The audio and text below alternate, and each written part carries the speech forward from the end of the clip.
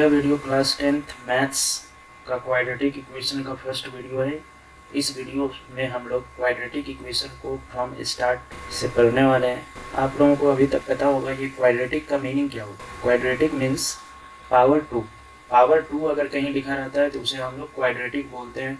आप लोगों ने पॉलिनोमियल चैप्टर के अंदर ये तो पढ़ ही लिया होगा। यहाँ पर हम लोग क्वाड्रेटिक पॉलिनोमियल नहीं पढ़ के क्वाड्रेटिक इक्वेशन पढ़ने वाले हैं। सब कुछ लगभग सेम ही आपको देखने को मिलेगा, बस यहाँ पर इक्वेशन पढ़ना है। वहाँ पर पॉलिनोमियल पढ़ रहे थे हम लोग क्लास 10th मैथ्स के सेकेंड चैप्टर में। पॉलिनोमियल के अंदर क्वाड्रेटिक पॉलिनोमियल के बारे में आप लोगों ने बहुत सारा क्वेश्चन भी सॉल्व किया होगा। यहाँ पर इक्वेशन सॉल्व करेंगे क्वाड्रेटिक इक्वेशंस को। इक्वेशन मीन्स LHS और RHS के फॉर्म में होता है। LHS एंड RHS इस फॉर्म में आपको इक्वेशन देखने को मिलेगा। LHS equals to RHS।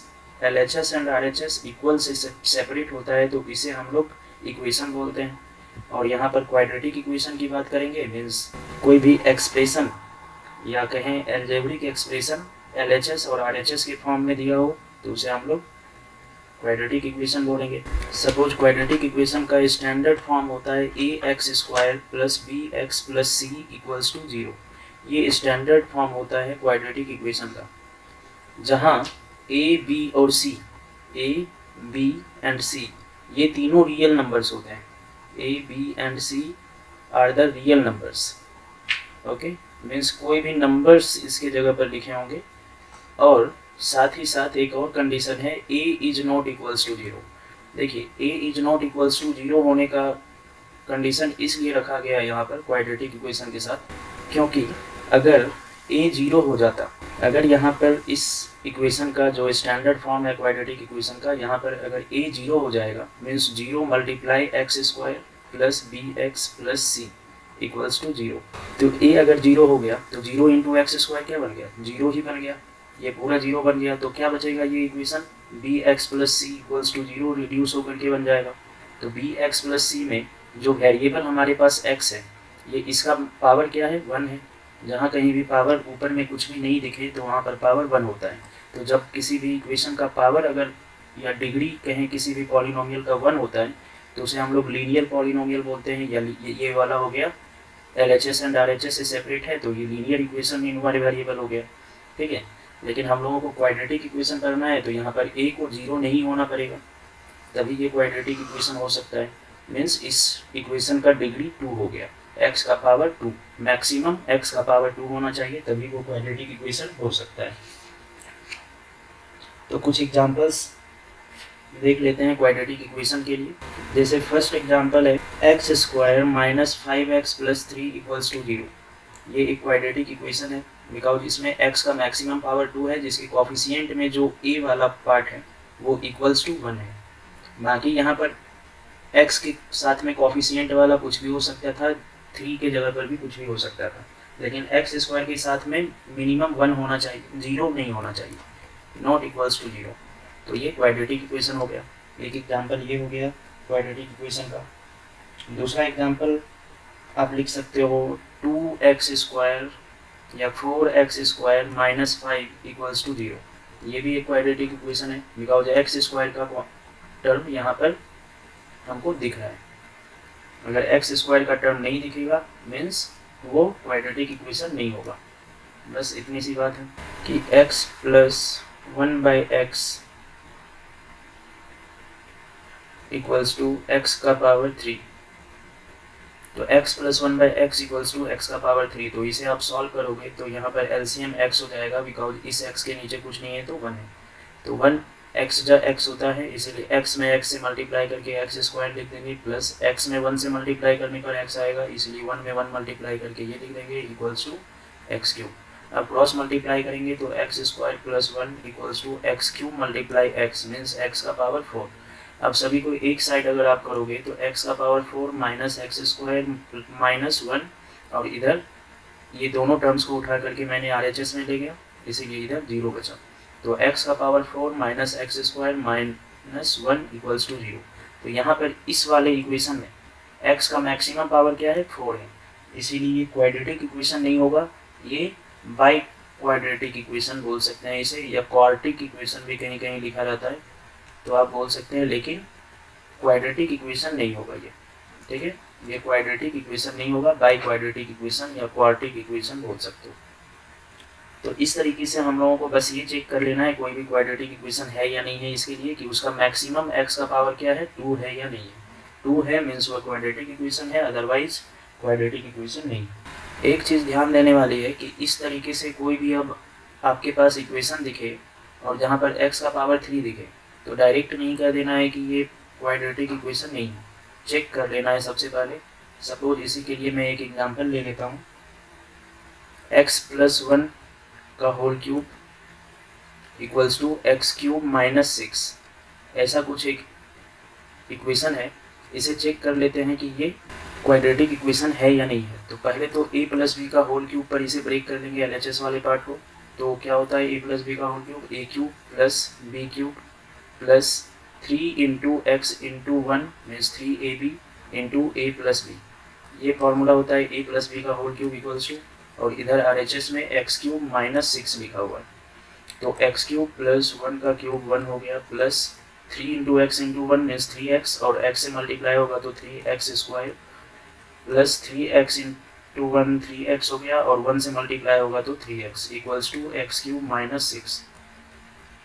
तो ये यहाँ पर x³ और x³ दो टर्म्स क्यूब वाले दिख रहे हैं, लेकिन आप देखोगे कि यहाँ पर x³ और सभी टर्म्स को एक साइड लाएंगे तो ये x³ + 1 + 3x² + 3x, x³ इधर आकर के -x³ हो जाएगा, और -6 इधर आकर के LHS में +6 हो जाएगा, और इस साइड में 0 बच गया।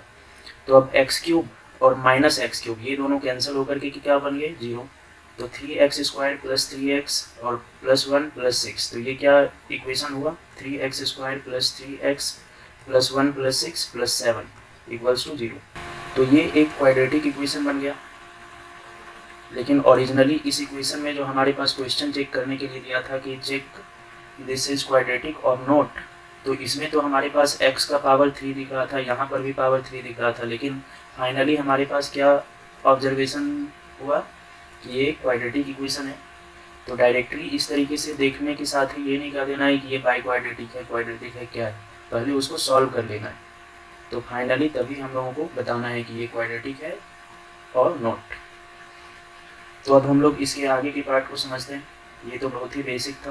तो अब हम लोग क्वाड्रेटिक इक्वेशन के रूट्स के बारे में पढ़ेंगे, roots of quadratic equation. Roots of quadratic equation किसको बोलेंगे? अगर आप लोग अभी तक पॉलिनोमियल्स के बारे में पढ़े होंगे तो पॉलिनोमियल्स में एक टर्म होता था जीरोज ऑफ पॉलिनोमियल, वही चीज़ यहाँ पर रूट्स ऑफ इक्वेशन होगा। जो जीरोज ऑफ पॉलिनोमियल होता था वही चीज़ यहाँ पर रूट्स ऑफ इक्वेशन होगा। इक्वेशन के टर्म्स में हम लोग उसे रूट्स से लिखते हैं, और पॉलिनोमियल के लिए जीरोज होता था।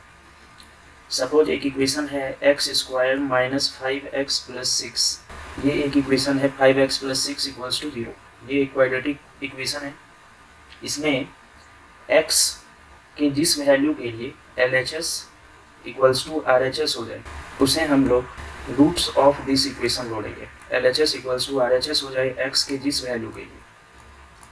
एक वैल्यू हो सकता है, एक से ज़्यादा वैल्यू हो सकता है, कितने भी वैल्यू हो सकते हैं x के, जिस जिस वैल्यू के लिए LHS का वैल्यू RHS के वैल्यू के इक्वल हो जाए इस इक्वेशन में, उसे हम लोग रूट्स ऑफ दिस इक्वेशन बोलेंगे या रूट्स ऑफ क्वाड्रेटिक इक्वेशन बोलेंगे। तो x का एक वैल्यू यहाँ पर आप पुट करोगे 2, x का 2 वैल्यू पुट करोगे तो 2 का स्क्वायर LHS में, LHS इक्वल्स टू 2 का स्क्वायर -5 × 2 + 6, तो 2 का स्क्वायर हो गया 4, -5 2 × 10 + 6, 4 + 6 10 -10 इक्वल्स टू 0। तो LHS का वैल्यू 2 पर क्या आ गया, 0 के इक्वल, और इधर RHS भी 0 ही दिया हुआ है, तो LHS इक्वल्स टू RHS हो गया। तो मीन्स x इक्वल्स टू 2 क्या है, इस इक्वेशन का रूट्स है। ठीक है, roots of quadratic equation, this quadratic equation. ऐसे ही x का एक वैल्यू 3 भी पुट करोगे इस इक्वेशन में तो LHS का वैल्यू 0 के इक्वल आ जाएगा, और RHS भी 0 ही दिया हुआ है। तो x इक्वल्स टू 2 और 3 ये दोनों इसी इक्वेशन के रूट्स हैं। तो ऐसे ही एक क्वाड्रेटिक इक्वेशन में जिसका भी x का मैक्सिमम पावर 2 है, जिस इक्वेशन का, उस इक्वेशन के नंबर ऑफ रूट्स भी 2 होंगे। जैसे इस इक्वेशन के लिए 2 रूट्स 2 और 3, ये 3 हो गया और ये 2 हो गया। x के जगह पर 2 भी पुट करने पर इस इक्वेशन का वैल्यू LHS में 0 के इक्वल है, और 3 भी पुट करने पर इस इक्वेशन के LHS का वैल्यू 0 के इक्वल है, और RHS भी यहाँ पर 0 दिया हुआ। तो इसे हम लोग रूट्स ऑफ क्वाड्रेटिक इक्वेशन बोलते हैं। तो अब आपको अगर किसी भी क्वाड्रेटिक इक्वेशन को सॉल्व करने बोलेगा, सॉल्व द क्वाड्रेटिक इक्वेशन, तो उसका मतलब है कि आपको उस क्वाड्रेटिक इक्वेशन के रूट्स को फाइंड करना है। ठीक है, उस क्वाड्रेटिक इक्वेशन के रूट्स को फाइंड करने के मेथड को हम लोग बोलते हैं सॉल्व द क्वाड्रेटिक इक्वेशन, या फिर find the solution of quadratic equation. Means solution of quadratic equation का मतलब भी क्वाड्रेटिक इक्वेशन के रूट्स को फाइंड करना ही है। ठीक है, तो इस क्वाड्रेटिक इक्वेशन के अंदर, इस चैप्टर के अंदर आपको मेनली एक ही चीज़ करना है, रूट्स को फाइंड करना है। क्वाड्रेटिक इक्वेशन के रूट्स को फाइंड करना है। 3 अलग अलग मेथड्स हैं इस रूट्स को फाइंड करने के। पहला तो मेथड है by factorization method. Factorization method से हम लोग रूट्स को फाइंड करते हैं। देन सेकेंड है method of completing the square. दूसरा मेथड जिससे हम लोग रूट्स को फाइंड कर सकते हैं किसी भी क्वाड्रेटिक इक्वेशन को, methods of completing the square, square को कंप्लीट करके उसके रूट्स को फाइंड करना। And third direct formula method भी बोलते हैं, या फिर श्रीधराचार्य रूल, क्योंकि एक श्रीधराचार्य नाम के मैथमेटिशियन ने इस फार्मूला को दिया था, या फिर क्वाड्रेटिक फार्मूला मेथड भी इसको बोलते हैं, क्वाड्रेटिक फार्मूला मेथड। इस फार्मूला को श्रीधर नाम के मैथमेटिशियन ने दिया था, और आचार्य एक संस्कृत का वर्ड है जो टीचर्स को बोला जाता है। तो श्रीधराचार्य रूल वहीं से आता है, क्वाड्रेटिक फार्मूला मेथड उसी को बोलते हैं। तो ये डायरेक्ट एक फार्मूला है जिससे x के 2 अलग अलग वैल्यूज को हम लोग फाइंड कर सकते हैं, जो कि एक इक्वेशन के LHS और RHS को इक्वल कर दे, मीन्स रूट्स फाइंड हो जाए। ठीक है, तो सबसे पहले हम लोग इस वीडियो में स्टार्टिंग से फैक्टराइजेशन मेथड से करेंगे। आप लोगों में से पॉलिनोमियल चैप्टर के अंदर इस फैक्टराइजेशन मेथड को आप लोग जानते भी होंगे। मैं 1-2 क्वेश्चन ले लेता हूँ, उसके बाद अगले वीडियो में हम लोग method of completing the square करेंगे, फिर श्रीधराचार्य रूल से करेंगे। तो फैक्टराइजेशन मेथड से अगले वीडियो में भी करेंगे। यहाँ पर 1-2 क्वेश्चन ले लेते हैं। तो क्वेश्चन है 9x² - 3x - 2 = 0। ये एक क्वाड्रेटिक इक्वेशन है, क्योंकि इस इक्वेशन में x का जो मैक्सिमम पावर 2 दिख रहा है हमें, इसलिए एक क्वाड्रेटिक इक्वेशन है। तो इस इक्वेशन के LHS और RHS को इक्वल सेटिस्फाई करने वाले 2 वैल्यूज यहाँ पर फाइंड होंगे। तो उन दोनों वैल्यूज को फाइंड करना है by the method of factorization. तो उसके लिए सबसे पहले फैक्टराइजेशन मेथड से x के 2 वैल्यूज को फाइंड करने के लिए सबसे पहले यहाँ पर जो कांस्टेंट टर्म है, कांस्टेंट टर्म मीन्स जिसके साथ वेरिएबल्स नहीं है, उसे हम लोग कांस्टेंट टर्म बोलते हैं। तो यहाँ पर कांस्टेंट टर्म क्या है, -2 यहाँ पर कांस्टेंट टर्म है। और x² जिसका कोफिशिएंट 9 है, x² के साथ में जो मल्टीप्लाई में नंबर है 9, उसे हम लोग x² का कोफिशिएंट बोलेंगे। तो 9 को -2 से मल्टीप्लाई करना है। सबसे फर्स्ट स्टेप 9 को -2 से मल्टीप्लाई करना है, तो -18 हो जाएगा। अब -18 तो इन दोनों नंबर्स का फैक्टर है, या -18 इन दोनों नंबर्स को मल्टीप्लाई करने से आया। लेकिन हमको -18 का 2 ऐसा मल्टीपल ढूंढना है जिसको मल्टीप्लाई करने से तो -18 आए, लेकिन प्लस और माइनस करने से ये जो x के साथ में लिखा हुआ है -3 वो आ जाए। ऐसा 2 नंबर खोजना है कि -18 तो इन दोनों से मल्टीप्लाई करने से आए, लेकिन प्लस और माइनस बीच में कर देने से वो नंबर -3 के इक्वल हो जाए। तो 9 2 जा 18 हो गया, -18 हो जाएगा 9 × -2। तो एक और नंबर हो सकता है 3 × 6, 18 आता है, -3 × 6 करेंगे तो भी -18 आएगा। ठीक है, एंड +3 × -6 करेंगे तब भी -18 आएगा। लेकिन अब हम +3 - 6 लें या -3 + 6 लें, ये हम डिपेंड किस पर करेगा, x के साथ में ये -3 है उस पर। तो 3 और -6 को देखेंगे आप, ऐड करेंगे 3 + -6, तो ये 3 - 6 हो जाता है, तो -3 के इक्वल होगा। और x के साथ में क्या है, -3 ही लिखा हुआ है, इसीलिए हमको 3 और -6 ये 2 नंबर्स लेने होंगे। ठीक है, 6 और -3 लेंगे, अगर हम 6 और -3 लेंगे तो ये तो +3 आ जाएगा। जो कि x के साथ तो +3 है नहीं, -3 है, इसलिए 3 एंड -6 इन दोनों नंबर्स को हमको लेना होगा -3 को ब्रेक करने के लिए। तो सबसे पहले 9x² हुआ, फिर -3x है, इसको हम लोग 3 और -6 का यूज -3 लाने के लिए किए, तो 3x और -6x कर देंगे तो यहाँ पर -3x आ जाएगा। तो -3 को ही नहीं ब्रेक करना है, -3x के साथ में करना है ब्रेकेज। तो 3x एक नंबर हो जाएगा और एक -6x, तो -3x की जगह पर 3x एंड -6x, और ये -2 है तो -2 इक्वल्स टू 0। तो इतना काम अभी हम लोगों ने जो किया था वो सिर्फ इसीलिए कि बीच वाले x के कोफिशिएंट को सिर्फ ब्रेक कर दें। दो ऐसे नंबर्स में जिनका सम और माइनस करने से x के साथ वाला टर्म आ जाए, और उन दोनों का मल्टीप्लिकेशन जो है वो 9 इंटू -2 के इक्वल आ जाए। ठीक है, 9 इंटू -2 करने से -18 आया, एंड 3 इंटू -6 करने से भी -18। तो बस इतना ही काम अभी तक हुआ है।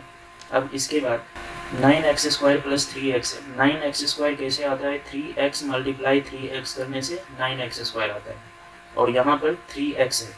तो दोनों टर्म्स में, फर्स्ट एंड सेकेंड टर्म्स में आप देखेंगे कि 3x दोनों में कॉमन है। ठीक है, तो यहाँ दोनों टर्म से 3x कॉमन निकाल लेंगे, तो यहाँ पर एक बार और 3x बचेगा, क्योंकि 9x² 3x का मल्टीपल था, तो एक बार और 3x यहाँ बचा, और यहाँ से 3x कॉमन निकाल चुके हैं हम यहाँ, तो यहाँ पर क्या कुछ नहीं बचा होगा। तो ऐसा नहीं है 0 बचना है, 1 बचेगा, क्योंकि किसी भी नंबर्स के साथ में 1 मल्टीप्लाई में होता ही है। अब इन दोनों टर्म्स में -6x -2, इन दोनों टर्म्स में माइनस माइनस दिख रहा है हमें कॉमन, तो माइनस कॉमन बाहर निकाल लेंगे। और क्या दिख रहा है, और यहाँ पर 6x और यहाँ पर 2 है, तो x तो इसमें है नहीं, इसलिए x तो कुछ भी नहीं निकाल सकते। यहाँ पर 2 है और यहाँ पर 6 है, तो 2 3 जो 6 होता है, तो यहाँ पर 2 ऑटोमेटिकली है ही 6 के साथ में अंदर ही, तो इसीलिए 2 दोनों टर्म से निकाल सकते हैं। इस टर्म और इस टर्म, दोनों टर्म की जगह से 2 निकाल सकते हैं, और साथ में माइनस माइनस भी निकाल सकते हैं। तो यहाँ 6x के साथ में 2 3 जो 6 मीन्स 3 बचा होगा, और एक x बचा है, और यहाँ से माइनस को भी निकाल चुके हैं आगे, ये -2 आ चुका है आगे। तो यहाँ पर नंबर में तो 1 बचा होगा, लेकिन साइन क्या बचा होगा, माइनस निकल गया। तो माइनस कब होता है, जब माइनस इंटू प्लस होता है, minus into plus equals to minus. तो यहाँ माइनस का मतलब माइनस और प्लस दोनों है, तो माइनस तो बाहर निकल चुका है, तो क्या बचा, प्लस बचा। तो 3x + 1 इक्वल्स टू 0। तो अब यहाँ पर फिर से आपको 2 मल्टीपल्स वाला टर्म दिख रहा होगा, एक 3x के साथ में मल्टीप्लाई में 3x + 1, और एक -2 के साथ में 3x + 1। तो जब दोनों साथ में 3x + 1 मल्टीप्लाई है, मीन्स 3x + 1 दोनों टर्म्स से हम लोग कॉमन निकाल सकते हैं। तो 3x + 1 कॉमन दोनों टर्म से निकाल लिए, तो यहाँ पर इस पहले वाले टर्म में जिसके साथ 3x + 1 था, उसके अंदर क्या बचा रह गया, 3x बचा रह गया, तो 3x लिख लेंगे। और ये जो -2 के साथ 3x + 1 मल्टीप्लाई था, उससे हम लोगों ने 3x + 1 को तो बाहर यहाँ निकाल कर रख लिया है, तो यहाँ पर क्या बचा, -2 बचा सिर्फ, तो -2 यहाँ लिख देंगे इक्वल्स टू 0। तो 3x + 1 into 3x - 2 equals to 0। इसका मतलब है कि ये दोनों मल्टीप्लाई होकर के इक्वल्स टू 0 होगा।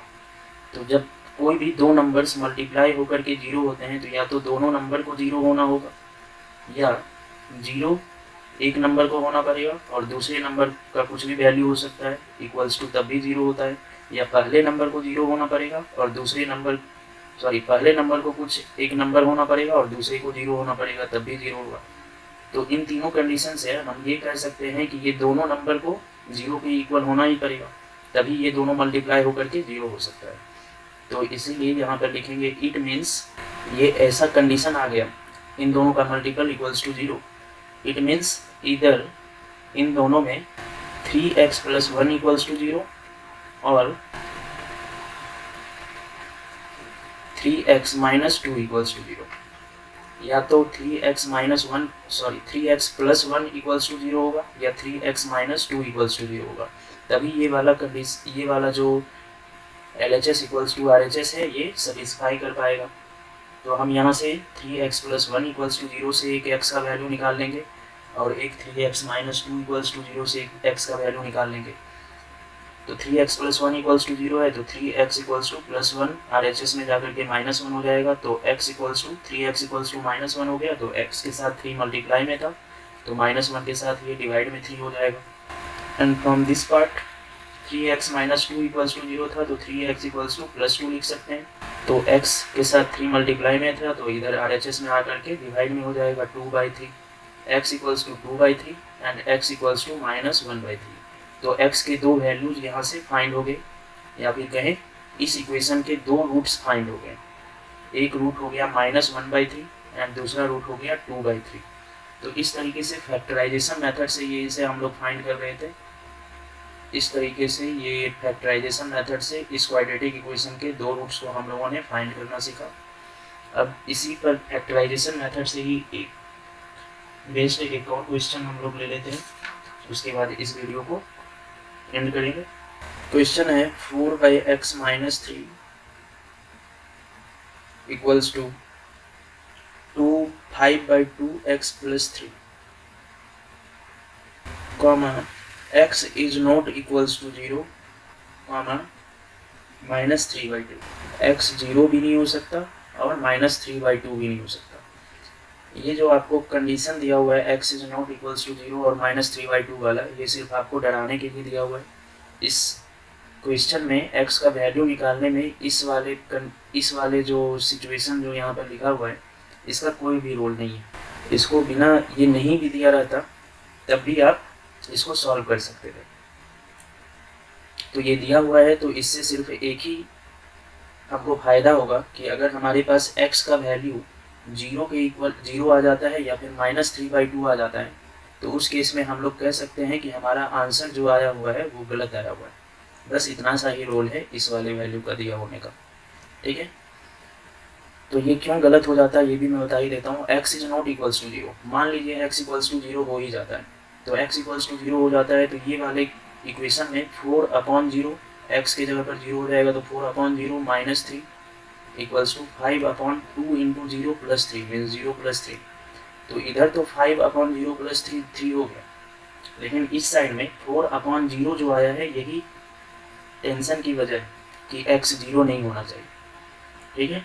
4/0 मतलब किसी भी नंबर को डिवाइड बाई 0 करेंगे, मीन्स जैसे कोई भी नंबर अपॉन 0 कर देते हैं, तो ये एक अनडिफाइंड कंडीशन है मैथ्स के अंदर, ठीक है। किसी भी नंबर के ऊपर 0/4 करेंगे तो ये 0 के बराबर है, लेकिन यही 4/0 कर देंगे तो ये अनडिफाइंड कंडीशन है, ये डिफाइंड है ही नहीं, इसीलिए हम लोग इसे मैथ्स के अंदर ऐसा लिखते नहीं।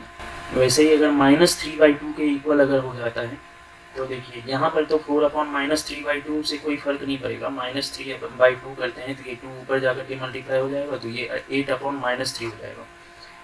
8/-3 कोई फर्क नहीं पड़ रहा है। लेकिन RHS में यहाँ पर देखेंगे 5/2x + 3 है, तो 2 इंटू एक्स की जगह पर अगर -3/2 हो जाता, -3/2 2 इंटू -3/2 + 3, तो ये 2 कैंसिल, तो -3 + 3 फिर से क्या हो गया 0, तो 5/0 RHS में बन जाएगा। अगर x का वैल्यू -3/2 हमारे पास निकल के आता है तो फिर से ये अनडिफाइंड कंडीशन है, इसीलिए हमारे पास कंडीशन ही दे दिया है स्टार्टिंग में ही क्वेश्चन में कि जब भी आए तो आप सतर्क रहिए कि आपका आंसर गलत आया होगा।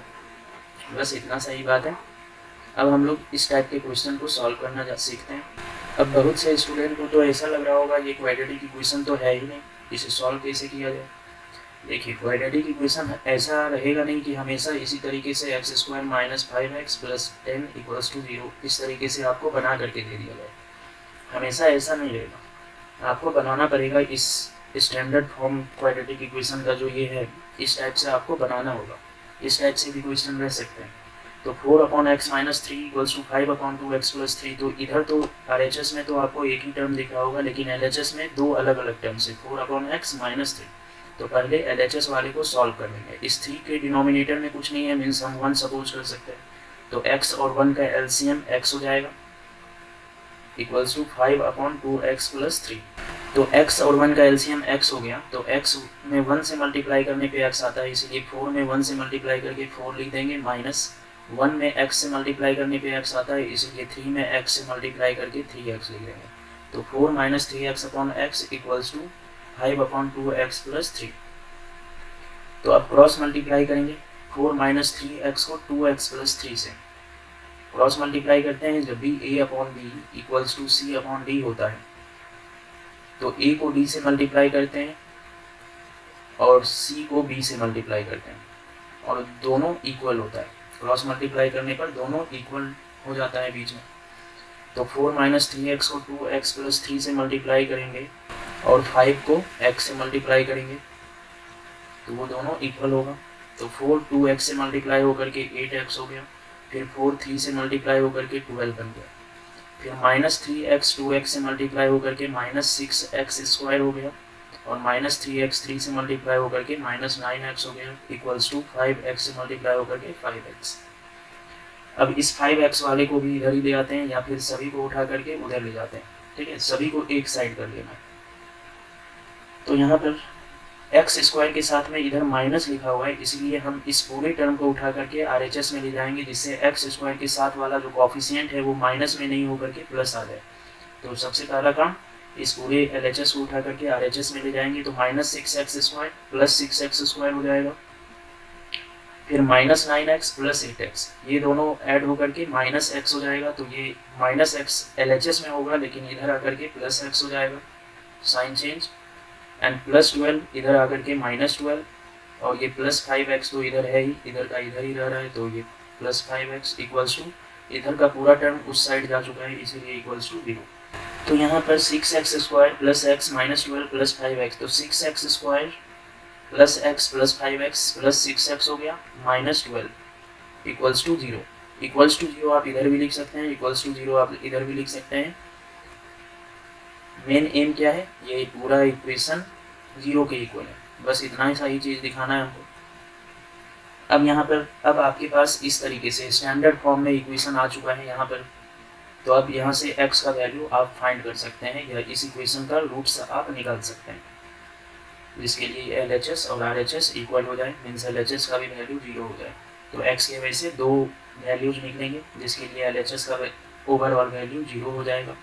तो 6 को माइनस 12 से मल्टीप्लाई करेंगे तो क्या हो जाएगा माइनस 72। 6 को माइनस 12 से मल्टीप्लाई किए तो आ गया माइनस 72। 6 को माइनस 12 से क्यों मल्टीप्लाई किए, ये माइनस 12 हमारे पास कांस्टेंट वाला टर्म था और x स्क्वायर के कोफिशिएंट में 6 था, इसीलिए 6 को माइनस 12 से मल्टीप्लाई किए।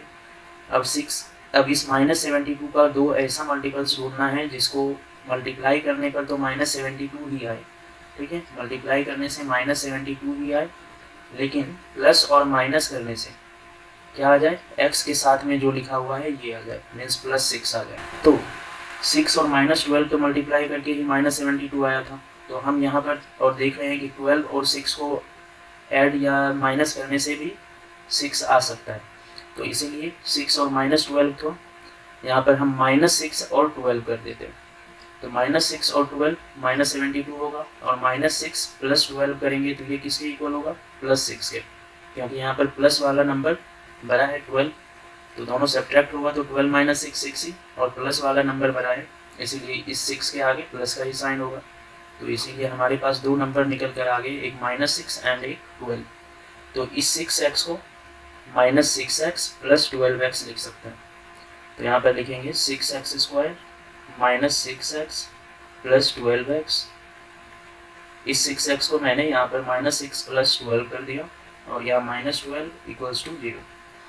अब फर्स्ट एंड सेकेंड टर्म में 6x स्क्वायर माइनस 6x है, दोनों में कॉमन क्या है, 6x कॉमन है, दोनों में 6 भी कॉमन है और x भी दोनों में एक बार है। तो 6x यहाँ से बाहर निकाल लेने पर एक x बचा होगा और यहाँ से 6x बाहर निकाल लेने पर कुछ नहीं बचा है, मतलब 1 बचा है, लेकिन माइनस 1, माइनस 6x था लेकिन हमने तो प्लस 6x ही निकाला है तो माइनस 1 बचा रह गया। अब इस दोनों टर्म में second third and fourth term में दोनों में 12 है, 12 तो दोनों में है तो 12 कॉमन निकाल सकते हैं और यहाँ पर क्या है 12x है, तो x यहाँ पर बचा रह गया और यहाँ पर 12 ही था और 12 मैंने बाहर निकाल लिया तो कुछ नहीं बचा, मतलब 1 बचा और ये साथ में माइनस 12 था इसलिए माइनस 1 रहेगा इक्वल्स टू 0। फर्स्ट टर्म में 6x मल्टीप्लाई x माइनस 1 है और second term plus 12 multiply x minus 1 है, तो दोनों में x माइनस 1 तो कॉमन है, तो x माइनस 1 को कॉमन बाहर निकाल लेंगे और फर्स्ट वाले टर्म में x माइनस 1 के साथ 6x था तो 6x लिख देंगे और सेकेंड वाले टर्म में x माइनस 1 के साथ 12 था तो प्लस 12 लिख देंगे और इक्वल्स टू 0। अब ये दोनों मल्टीप्लाई होकर के 0 के इक्वल हैं, इसका मतलब है या तो x माइनस 1 को 0 होना पड़ेगा या 6x प्लस 12 को 0 होना पड़ेगा, तभी ये 0 के इक्वल हो जाएगा दोनों मल्टीप्लाई होकर के। तो x माइनस 1 इक्वल्स टू 0 हुआ तो x equals to plus 1, directly एक बार में निकल गया। और 6x प्लस 12 इक्वल्स टू 0 हुआ तो 6x इक्वल्स टू प्लस 12 उधर जाकर के minus 12, and x equals to minus 12 upon 6, because 6 इधर x के साथ मल्टीप्लाई में था तो साइड चेंज होगा तो डिवाइड हो जाएगा। 6 1 जा 6, 6 2 जा 12, तो x equals to minus 2 upon 1 means minus 2, x equals to minus 2 and x equals to plus 1। यही दो x के वैल्यू हैं जिसके लिए इस इक्वेशन जो दिया हुआ क्वेश्चन में इक्वेशन था, इस इक्वेशन में LHS एंड RHS का वैल्यू इक्वल होगा। देखिए मैं चेक करके भी दिखा देता हूँ। LHS में x की जगह पर एक बार 1 पुट करते हैं तो 4 अपॉन 1 मीन्स 4 माइनस 3, तो LHS का वैल्यू 1 हो गया।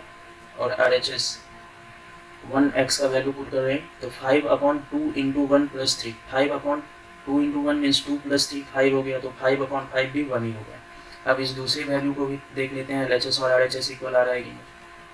अब x equals to minus 2 put करने जा रहे हैं तो 4 अपॉन माइनस 2, तो 2 2 जब 4 कैंसिल हो जाएगा, लेकिन माइनस 2 होगा वहाँ पर, और minus 2 minus 3, minus 2 minus 3 LHS तो माइनस 5 आ गया। RHS में देख लेते हैं माइनस 2 पुट करके, 5 upon 2 into minus 2 means minus 4 plus 3, तो 5 अपॉन माइनस 4 प्लस 3 ये माइनस 1 हो गया। तो 5 अपॉन माइनस 1 को माइनस 5 भी लिख सकते हैं या माइनस 5 अपॉन 1 भी लिख सकते हैं, तो ये माइनस 5 के ही इक्वल है, तो RHS भी माइनस 5 आ गया।